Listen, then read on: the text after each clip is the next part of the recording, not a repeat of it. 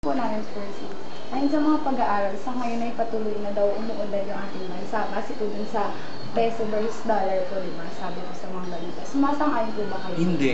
Kasi, yung figure, ang daming tingnan yan eh. Unang-una, posibleng ang basis noon ay hindi naman talaga randomly taken. So, siguro in some portion na nakita nila isang aspeto lang, pero hindi nila natingnan iba pang premise nito.